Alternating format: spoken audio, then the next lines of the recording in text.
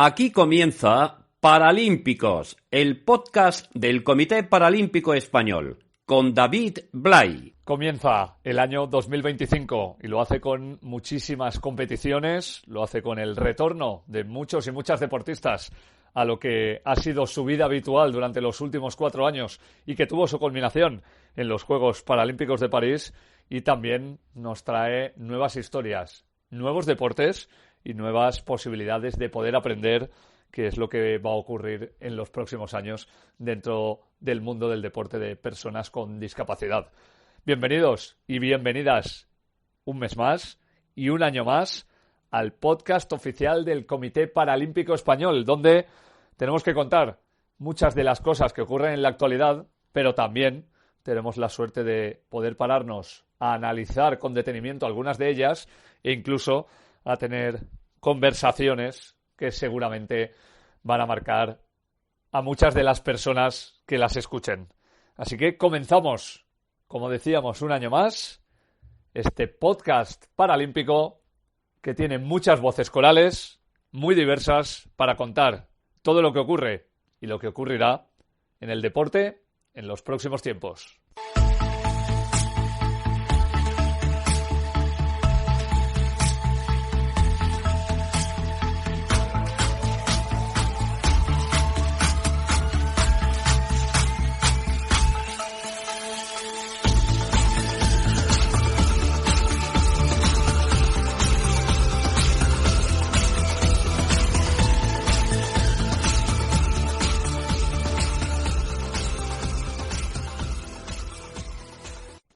Y hablábamos al principio de novedades, y una de ellas tiene que ver con alguna disciplina que poco a poco se va integrando dentro del deporte paralímpico.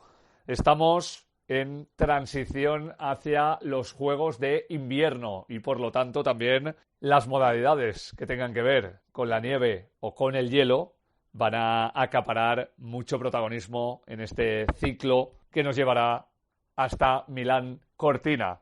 Y le hemos preguntado a Israel Íñiguez, dentro del Departamento de Marketing del Comité Paralímpico Español, qué había de nuevo en el horizonte deportivo. Y nos ha encontrado esta historia que seguramente se va a convertir en una conversación que a partir de ahora y durante mucho tiempo tengamos de manera recurrente. ¿Cómo estás, Isra? Muy buenas. ¿Qué tal, David? Muy buenas. Pues sí, la Real Federación Española de Deportes de Hielo se encuentra inmersa en un interesante y bonito proyecto que busca la promoción y la práctica del hockey hielo paralímpico. Se trata de una iniciativa que se encuentra dando sus primeros pasos, pero de manera muy firme y con el objetivo puesto en el medio y en el largo plazo. ¿Por qué no un equipo nacional español en unos Juegos Paralímpicos de Invierno? Ese sería el gran sueño, pero para eso, como dicen algunos, hay que ir partido a partido. Esta historia comienza en 2023 por mediación de una subvención solicitada a las ayudas europeas para la alta competición en lo concerniente al deporte de personas con discapacidad. Se canalizó a través del Consejo Superior de Deportes, tal y como explica Julen Larrañaga, coordinadora técnica de Deporte Inclusivo y Paralímpico de la Real Federación Española de Deportes de Hielo. Todo este proyecto empezó en el año 2023 con una subvención que solicitamos de ayudas europeas para la alta competición del deporte de personas con discapacidad a través del Consejo Superior de Deportes. Bueno, con esta subvención compramos 12 trineos más 2 trineos de porteros. El año pasado, en el 2024, también a través de una subvención del CCD, lo que hicimos fue una formación y una jornada de puertas abiertas. Ambas actividades fueron lideradas por Andrea Frasia, que es el entrenador asistente del equipo nacional de hockey sobre hielo paralímpico. Lo que queríamos era que todas las personas que estaban interesadas en formarse en el deporte tuvieran, bueno, como esa base, ¿no? Para empezar a trabajar desde diferentes perfiles profesionales, como desde federaciones autonómicas, como deportistas. Esta formación asistieron 8 personas. Luego se hizo la jornada de puertas abiertas, en la que asistieron 12 personas. Y bueno, se hizo una actividad en el hielo. La experiencia como tal fue sumamente positiva, no solo porque los deportistas nos dieron muy buen feedback, sino que también porque nos dimos cuenta que al final es un deporte con el que se puede trabajar de forma totalmente inclusiva y bueno, en el que participen tanto personas con discapacidad como sin discapacidad. Además de trabajar de manera inclusiva, el doble objetivo del proyecto estaba claro desde el origen: desarrollar el deporte solo para practicarlo más a nivel social y familiar y, por otro lado, empezar a conformar las bases de un futuro equipo que represente al país en competiciones internacionales. ¿Y ahora qué? Los 3 pasos a seguir que quiere la federación están muy definidos. 1. Buscar personas que estén interesadas en formar parte del equipo técnico y lideren el proyecto. Se quiere contactar con técnicos y entrenadores de hockey y también de otros deportes de personas con discapacidad. Conformar una base de perfiles profesionales para el equipo. Aquí, muy probablemente volverán a pedir la colaboración de la Federación Italiana. 2. Una vez conformado ese equipo técnico, volver a contactar con los deportistas que asistieron a la jornada de puertas abiertas, además de seguir captando nuevos interesados para empezar a tener sesiones de entrenamiento constantes, en un principio mensuales, para posteriormente que sean semanales. Y 3. Enfocarse en la promoción del deporte para su máximo desarrollo. Con el equipo técnico y los deportistas tener cada vez más practicantes y buscar en el medio y largo plazo no solo un equipo o zona donde se practique, sino tener equipos y, por qué no, crear una liga y empezar a competir en campeonatos internacionales. Queremos empezar poco a poco y evidentemente construir una base segura para que el deporte vaya evolucionando con el tiempo. Tendríamos un equipo técnico que lidere la parte deportiva y también los deportistas que quieran practicarlo, ¿no? Porque eventualmente a un mediano o largo plazo nuestra idea es no solo tener un equipo o que el deporte se practique en un solo lugar, sino que, bueno, lograr tener varios equipos y eventualmente también pensar en crear una liga o empezar a participar en campeonatos, en juegos internacionales o en campeonatos, ¿no? Es un proyecto que a nosotros nos motiva mucho desde la federación. Estamos trabajando bastante para lograrlo. Claro, es un deporte que los deportistas nos comentaban, ¿no? Que es los deportistas y las personas que tuvieron la oportunidad de probarlo. Es un deporte muy dinámico, ¿no? Muy divertido a la hora de jugarlo y la verdad es que es bastante espectacular. Entonces, bueno, con muchas ganas, muy motivados y esperemos que poco a poco lo vayamos logrando y este proyecto tire para adelante. Al ser un deporte muy dinámico, divertido y muy espectacular para el público, las expectativas dentro de la federación son muy halagüeñas. Así pues, bienvenidos sean estos proyectos. Y ya que hablamos de deportes concretos, sabéis que una de nuestras secciones, desde que lo descubrimos y tuvimos la suerte de hacerlo dentro de la Villa Paralímpica de París, es preguntarle a Álvaro Gavilán si puede, si le viene bien, explicarnos cuáles son las interioridades de cada deporte paralímpico. Así que, una vez más, recurrimos a su sapiencia para que nos pueda decir qué modalidad nos trae en el día de hoy y qué peculiaridades nos puede contar de ella. Hola David, ¿cómo estás? ¿Qué tal? Hoy te traigo uno de los deportes con más tradición dentro del programa paralímpico y que más éxitos ha dado al deporte español. Se trata de la natación. Los estilos son similares a los que se nadan en la natación olímpica: estilo libre, braza, mariposa o espalda. Las piscinas son similares, es decir, de 25 o 50 en los mundiales y de 50 en los Juegos Paralímpicos. Solo existen algunas adaptaciones para hacer viable este deporte. Por ejemplo, los atletas ciegos o con discapacidad visual reciben una señal táctil, es decir, se les da con un palo acolchado en la cabeza cuando están a punto de llegar al extremo de la piscina para que sepan que tienen que virar o terminar la prueba. Otra adaptación la encontramos en las salidas. Como existen atletas que no pueden mantener la posición erguida en la plataforma de salida, pueden recibir ayuda de su entrenador para mantenerse en esta posición, o directamente salen desde dentro del agua. Se dan imágenes muy curiosas, como por ejemplo, atletas que permanecen en la posición de salida agarrando una toalla con la boca, que sujeta a su entrenador. Y es que este siempre ha sido uno de los deportes más recomendados para la rehabilitación y el fortalecimiento de las personas con discapacidad. El agua es un medio donde las personas con la movilidad reducida se sienten libres y seguras. En la natación paralímpica los deportistas se dividen en 3 grupos según su discapacidad. De la clase S1 a la S10 encontramos a los deportistas con discapacidad física o parálisis cerebral. Las clases S11, S12 y S13 están reservadas para la discapacidad visual, mientras que la clase S14 está destinada a las personas con discapacidad intelectual. Siendo que, cuanto menor es el número de la clase, mayor es la afectación que tienen los atletas. Por ejemplo, en la S11 encontramos a los ciegos totales, mientras que en la S13 encontramos a los nadadores que tienen resto visual.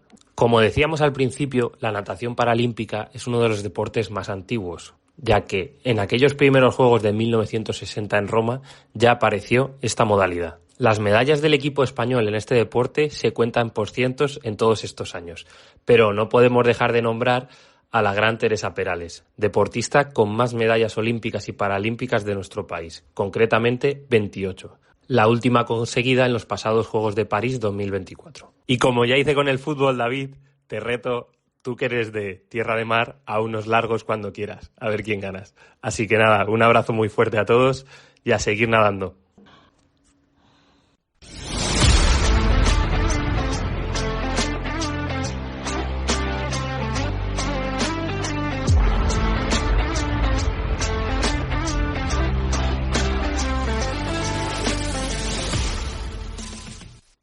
Hay muchísimas personas que ya han pasado por este podcast que cuando ven nacer a sus niños o a sus niñas se dan cuenta de que van a tener que convivir con la discapacidad durante mucho tiempo.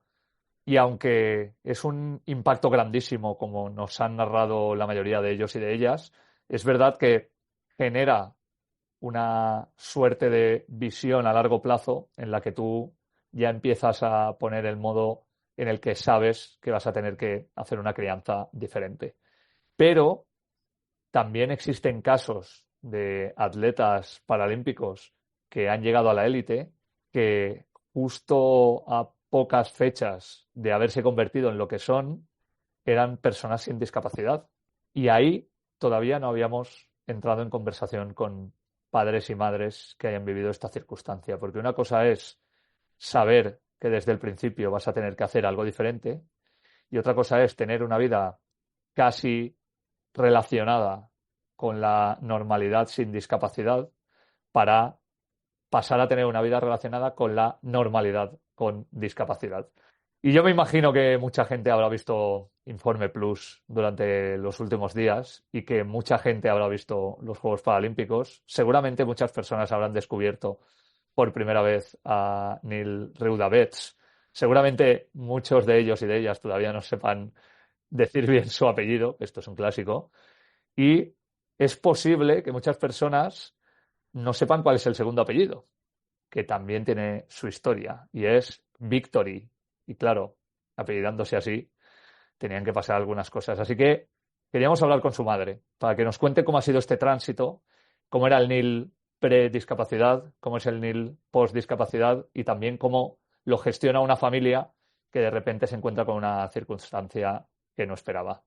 María, bienvenida, ¿cómo estás? Muy buenas. Hola, buenas tardes, ¿qué tal? Hay mucha gente que no sabe que Neil era triatleta, que competía y que de repente, a raíz de un accidente, tuvo ese problema en el brazo que le impide moverlo y que además pasó por un tránsito en el que el deporte desapareció de su vida. Yo te quiero preguntar primero si en algún momento de vuestra vida, antes del accidente, habíais convivido con la discapacidad o con el deporte con discapacidad en algún momento. Nunca habíamos coincidido ni con nadie que tuviera discapacidad. Bueno, era algo que veíamos desde lejos. Siempre con empatía, pero bueno, la empatía que tenemos todos, creo en general, con todas estas personas, pero no teníamos a nadie cerca que tuviera ninguna discapacidad. Yo me imagino que lo habéis contado muchas veces, pero quizá haya personas que estén escuchando este podcast y no lo sepan. El momento en el que Neil tiene ese accidente, él ya lo ha narrado alguna vez, pero quiero irme al otro lado. Quiero que me lo cuente su madre. ¿Cómo recuerdas ese momento? En principio, como tuvimos que salir de Menorca para ir a Barcelona, fue como estar como entre que fuese un sueño, no sé cómo decirte. No asumías lo que había pasado hasta que no llegaste allí al hospital, hasta que no vi a Laia totalmente destrozada y muy afectada. Y por todo el día que ella ya había pasado, porque nosotros ya llegamos por la tarde y él aún estaba en quirófano. Y angustia, mucha angustia y mucho miedo, mucho miedo. Porque, para quien no lo sepa, Neil estaba compitiendo en un triatlón por equipos, estaba en el Prat de Llobregat, es decir, que estaba en la península, pero sus padres estaban en Mahón y tuvo un choque frontal con otro ciclista cuando iba en bici y yo no sé cuánto tiempo pasó hasta que pudisteis llegar al hospital, pero me imagino que no fue poco porque tampoco hay vuelos constantes y tampoco llegar es sencillo y de repente no sé cuánto tiempo tuvisteis que pasar rumiando las cosas. No, rumiando, no rumiamos nada. Mi marido es un crack en la organización y enseguida arregló el tema mientras yo preparaba mi maleta, y entonces yo creo que Laia nos avisó sobre la 1. Me acuerdo de esto porque tenía una comida de trabajo con todas mis compañeras y mi marido y los maridos de mis compañeras. Se sirvió la paella, como buen valenciano. Y nosotros ni comimos, es decir, debían ser las 2:30, las 3, y nosotros llegamos a Barcelona a las 6 de la tarde. Estamos hablando de que Nil tenía 23 años, que no recuperó el conocimiento hasta 15 horas después y que se quedó sin movilidad en su brazo derecho. Yo no sé si vosotros entráis cuando él ya está consciente o todavía cuando no lo está, y no sé cómo ese primer despertar y esa primera conversación que tenéis. El primer contacto que tuvimos fue con el médico que le había operado, que salió a explicarnos, nos encerró en un despacho. Estábamos Laia, mi cuñado, Tony y yo.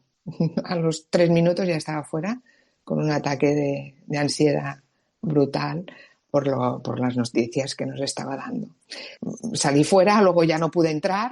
Cuando se me pasó, salieron ellos todos y luego sí nos sacaron a Nil intubado y un cuadro. Quien no conociera a Nil antes de esto, y quien lo conozca también sabrá de qué hablamos, es posiblemente una de las personas que más sonríe en el mundo, y es muy difícil verlo. Me imagino que en casa se cabreará, ¿no? Pero por la convivencia que hemos tenido con él, es una persona tremendamente alegre. Pero él cuenta que en ese tránsito hasta que vuelve a enamorarse del deporte, decide no hacer nada, cuando estamos hablando de que era un atleta de un nivel alto. ¿Cómo vivisteis estas circunstancias? Porque vosotros sabíais lo importante que era el deporte para él en su vida. No es verdad que no hiciera nada. Bueno, eso es lo que cuenta, ¿no? Vamos, a nosotros nos cogió el confinamiento durante todo este tiempo y claro, se paró todo. Yo digo que para nosotros es triste decir que algo así pueda beneficiar a alguien, pero a nuestra familia la benefició, porque nos encerró a los cuatro en un bloque de pisos en el que vivimos toda la familia y su tío, que era el que más le ayudaba en la rehabilitación y tal, y pues ¿qué hicieron? Entrenar. Nosotros tenemos un gimnasio en La Cochera y entrenaban y subían y bajaban las escaleras todos un montón de veces. Abajo hacían pues gimnasio cada mañana. Laia hacía sus clases de yoga, seguía con su carrera online y la verdad que no estuvo parado nunca. Nil durante este tiempo realizó otro máster que tampoco nos lo ha dicho nunca. Se sacó un máster de gestión hospitalaria y también se sacó el catalán. Y durante este tiempo se ha sacado las oposiciones y ha sacado una plaza fija en el hospital. Es decir, todo esto lo ha hecho en este tiempo que él no ha hecho nada. Bueno, hay un momento en el que de aquel triatleta renace el triatleta que no se podía quitar de encima, tenga o no discapacidad. Y por lo menos por lo que cuenta él, y está muy bien tener estas conversaciones porque a veces hablas con los atletas y te cuentan una cosa y luego vienen sus madres y te la desmienten absolutamente, que esa es la realidad de lo que pasa. Hay un momento en que hace un clic y dice, ¿por qué no voy a seguir haciendo aquello que me hacía disfrutar y en lo que soy bueno? No sé si ese momento es perceptible en la familia, si lo tenéis sí, nos iba mareando. Y tanto, y sí. Y yo le decía, ¿pero por qué preguntas si ya lo tienes decidido? No preguntes, tú ya lo tienes decidido. Como muy bien se dijo en el Informe Plus y todo, a nosotros se nos cayó el mundo encima. Y no te voy a negar que cada vez que sale en bici sufrimos, pero también sufrimos con Laia, que sale en Barcelona, porque Laia dejó el deporte totalmente también y ahora se está otra vez reciclando para volver a empezar. Es decir, que sufrir, yo creo que vamos a sufrir siempre, pero que sí que tenía que llegar. Y sobre todo desde que conocimos a Alex Sánchez Palomero, que yo ya vi claro que esto algún día llegaría. Eso es lo que te quería preguntar, porque la cuestión del principio sobre si habíais tenido contacto con el deporte de personas con discapacidad venía justamente para llegar a este punto, ¿no? No teniendo ese entorno, no teniendo ese contacto y no habiendo vislumbrado que eso fuera una posibilidad, porque Neil era un niño y luego ya un adulto que no había tenido ningún tipo de discapacidad, ¿cómo llegáis a la posibilidad de que o alguien lo capte o alguien se entere de su existencia para que él pueda hacer ese camino que ya tenía en la cabeza? Alex Sánchez Palomero era muy amigo de Laia, mi hija, porque mi hija ya estaba en el centro de tecnificación en Mallorca, de triatlón, y entrenaba con el equipo de Alex. De hecho, siempre salían su amiga Paula Oliver, Alex Sánchez Palomero y ella. La amistad en realidad la tenía Laia con Alex. Y de repente conocéis a Alex en otras circunstancias y Alex ve muy claro el tema de Neil. ¿Cómo ve Sí, Neil? ¿Cómo se ve reflejado Neil en Alex en ese momento? ¿Cómo lo fatal. recuerdas? Alex era la imagen que iba a ser Neil a 2 años vista. Porque él, claro, cuando Alex vino, es verdad que no movía el brazo, pero físicamente estaba todo tonificado, estaba todo bien, no tenía el brazo delgado, no tenía la clavícula totalmente atrófica, vamos. Y claro, yo creo que eso fue como un choque de realidad. Yo voy a estar así dentro de un año, dentro de un año y medio. Y lo que también me comentó, que bueno, que sería todo igual, pero que él competiría a primera hora de la mañana o a última hora, ¿sabes? Cuando nosotros nos íbamos y decíamos, mira toda esta gente, qué mérito tiene correr sin una pierna, en silla de ruedas y tal. Dice, pues ahora estaré yo allí. Y yo le dije, pues vamos a terminar más tarde o nos vamos a levantar más temprano. Ahí estaremos y bueno, y ahí estamos cuando no hay nadie, cuando no hay público y cuando somos los padres los que gritamos más, porque ahora sí que parece que hay un poquito más de boom con todo esto del deporte en discapacidad, pero la verdad que hace unos años no, la gente no se queda a ver a los verdaderos héroes del deporte. Y claro, te quiero preguntar ha habido un momento bajísimo y hay un momento cumbre. Cuando estáis en París y cuando veis que hace un sprint y que cruza la meta de la forma en que la cruza para conseguir una medalla que a lo mejor, siendo un triatleta sin discapacidad, quizá nunca hubiera podido conseguir a pesar del nivel que tenía, ¿qué os vino a la cabeza? Bueno, una emoción. Bueno, no sé qué dura un triatlón, es que yo soy muy patética para todo esto del deporte. No sé qué duró ese triatlón, no tengo ni idea, me lo tendría que haber mirado, pero fue eterno, eterno.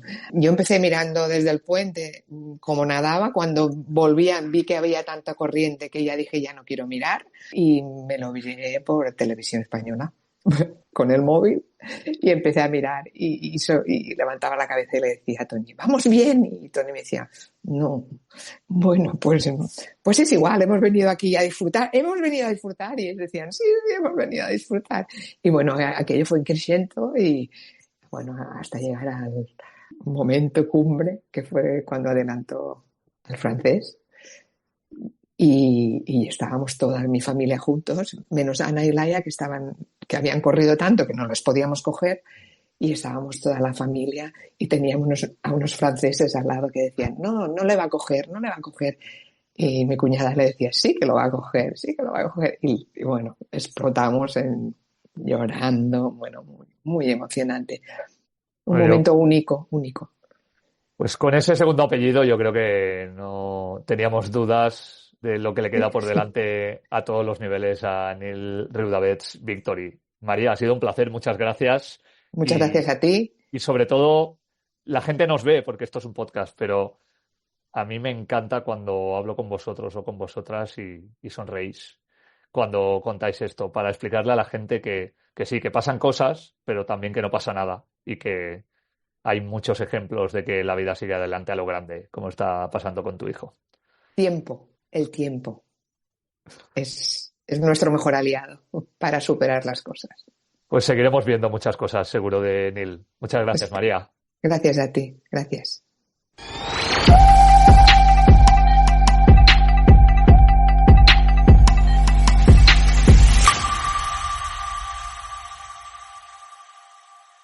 Siempre es bueno mirar hacia atrás, siempre es bueno conocer la historia, no solo para tener esa conciencia, sino también para tratar de utilizarla en nuestro beneficio, tanto para nosotros como para generaciones futuras. Por eso siempre hemos querido mirar hacia atrás en este podcast y por eso, con el director de comunicación del Comité Paralímpico Español, Luis Leardi, os traemos en cada edición un minuto paralímpico histórico para explicar un hecho que ocurrió y que sigue siendo relevante a día de hoy. 6 de septiembre de 1995. Sede del Consejo Superior de Deportes. Las 12 del mediodía. Es el momento en el que se celebra la Asamblea Constitutiva del Comité Paralímpico Español. 83 años más tarde que la fundación del Comité Olímpico Español y solamente un par de años después de que se creara el Comité Paralímpico Internacional, echó a rodar la estructura que aglutina al deporte de personas con discapacidad en nuestro país y que en sus 30 años de existencia ha logrado un desarrollo incuestionable del movimiento paralímpico en España. La institución se creó como órgano de unión y coordinación de las federaciones españolas de deportes de personas con discapacidad y se establecía de esta manera una estructura similar a la del movimiento olímpico español y también una representación en España del recién creado Comité Paralímpico Internacional. Ya esa primera sesión constitutiva fue presidida por quien hoy sigue ocupando la presidencia de honor de la entidad, la infanta doña Elena, mientras que el primer presidente fue José María Arroyo, quien ocupó el cargo hasta 2004, compaginándolo con el de presidente de la ONCE. Formaron parte de la primera Asamblea General del Comité Paralímpico Español representantes de las 5 federaciones de deportes de personas con discapacidad, del Consejo Superior de Deportes y otros departamentos ministeriales, del Comité Olímpico Español, de la Fundación ONCE y de la Asociación Española de la Prensa Deportiva. Durante todos estos años se han ido incorporando representantes de hasta 14 federaciones españolas que han ido incluyendo en su seno el deporte de personas con discapacidad, así como otras entidades como el CERMI o Special Olympics. 3 han sido los presidentes que el Comité Paralímpico ha tenido a lo largo de su historia. El citado José María Arroyo, entre 1995 y 2004, Miguel Carballeda, entre 2004 y 2024, y el recién elegido Alberto Durán. De los 52 miembros actuales de la Asamblea General del Comité, hay 5 que son supervivientes y ya estaban en aquella primera Asamblea Constitutiva. Se trata de la infanta Elena, que sigue siendo presidenta de honor, el ya mencionado expresidente José María Arroyo, quien fuera presidente de la Federación Internacional de Deportes para Ciegos, Enrique Sanz, Miguel Ángel García, que hoy sigue siendo director de la Federación Española de Deportes de Personas con Discapacidad Física, y una figura clave, quien ha sido y es todavía hoy secretario general del comité durante estos 30 años, Miguel Sagarra. En sus primeros años de existencia, el Comité Paralímpico tuvo su sede en los locales de la Fundación ONCE en la calle Sebastián Herrera de Madrid, pero pronto les fueron cedidas unas oficinas dentro del edificio gubernamental del Consejo Superior de Deportes en Ciudad Universitaria, donde actualmente desempeñan su trabajo la quincena de profesionales del comité. Precisamente, esta es una de las principales aspiraciones de cara al futuro, que el Comité Paralímpico Español pueda tener su sede propia, algo que podría llegar a mediados de 2026 si se cumplen los planes previstos.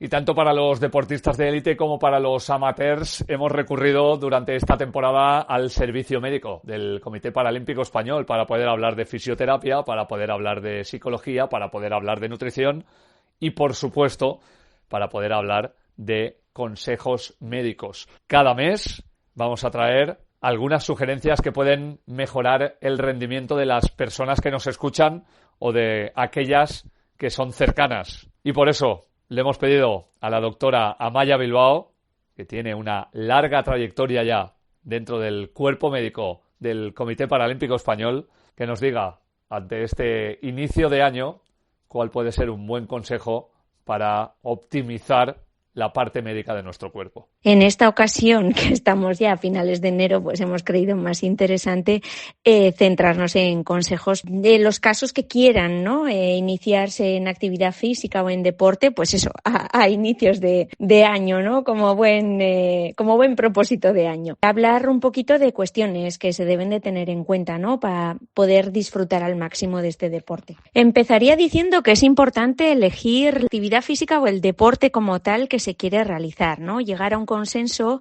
entre gustos y aquellos deportes en los que, bueno, pues tu discapacidad esté homologada, sobre todo si estás pensando en llegar a competir, ¿no? A nivel nacional o internacional. Os puedo poner como ejemplo, pues el judo. Actualmente solo se compite a nivel nacional o internacional en judo desde la discapacidad visual, ¿no? No desde las otras discapacidades. Para tener una idea sobre los deportes, os aconsejo, la verdad, consultar la página de paralímpicos.es en la parte del apartado de promoción. Existe un punto en el que se puede consultar, se puede ver una tabla en la que, bueno, relacionan los diferentes tipos de deportes que existen actualmente a nivel IPC o a nivel de competición y la discapacidad. Además, por otro lado, antes de empezar a practicar un deporte, es importante saber si tengo algún problema médico, ¿no?, que me lo impide como condición de salud,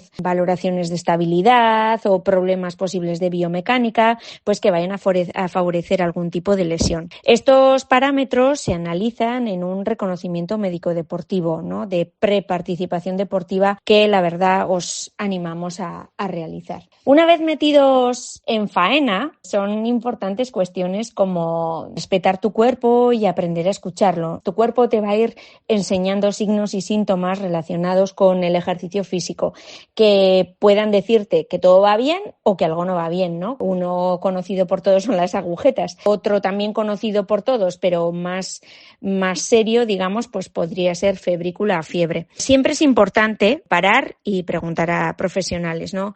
En el caso de la fiebre, que además estando en los meses en los que estamos de invierno, pues puede aparecer más comúnmente, la pregunta de siempre, ¿no? Si tengo fiebre, ¿puedo entrenar? Pues la verdad es que no. Incluso si tienes febrícula es mejor no entrenar, ¿vale? Porque esta fiebre en situaciones de estrés físico puede complicarse y puede llevarnos a situaciones de urgencia médica. Teniendo una discapacidad, también es importante vigilar el material deportivo. Adquiere mayor importancia, si cabe, en el ámbito de la discapacidad, ¿no? Adaptaciones a las prótesis, cuidado de sillas, cuidado de material deportivo específico. En el caso de una discapacidad visual, evitar terrenos, por ejemplo, no controlados, horas de luz, ahora que estamos en invierno, ¿no?, que te complican un poco más la visión de por dónde estás yendo, si entrenas fuera, olvidos de material, ¿no?, o otros obstáculos que puede haber, por ejemplo, en una pista de atletismo o un tatami que te hagan caer. Es muy importante repetir bien el gesto técnico de cada deporte, sobre todo para evitar lesiones. Y si caigo en una lesión, hay que respetarla, hay que respetar el tiempo y sobre todo respeta a los profesionales, ¿no?, que te están cuidando, los tiempos que te dicen, las recomendaciones que te dan. Y para acabar, pues me gustaría hablar del entrenamiento fantasma. ¿A qué se refiere esto? Pues a las horas de sueño, al tipo de alimentación, a una higiene personal y una higiene deportiva, que va en relación, pues, por ejemplo, con trabajo que se hace antes y después de lo que es el entrenamiento, como son los estiramientos, la vuelta a la calma, un trabajo de preventiva de manera regular, con una fisioterapia que va en relación, todos estos puntos que son muy importantes y hacen que al final, pues, el trabajo de tu entrenamiento en ese deporte, pues, luzca. Ha finalizado el año de los Juegos Paralímpicos de París y aunque ya miramos a Los Ángeles en medio, como hemos contado en este podcast, vamos a estar muy pendientes de la modalidad de invierno que nos llega en 2026 en Milán Cortina. Seguiremos contando lo que pasa en el día a día, seguiremos teniendo conversaciones que puedan servir no solo a los deportistas y a las deportistas, sino a todo su entorno. Y seguiremos intentando inspirar, que es lo que hace habitualmente cualquier persona con discapacidad que apuesta por practicar deporte. Gracias a toda la gente que escucha este podcast oficial del Comité Paralímpico Español y esperamos el mes que viene seguir contando más y mejores historias.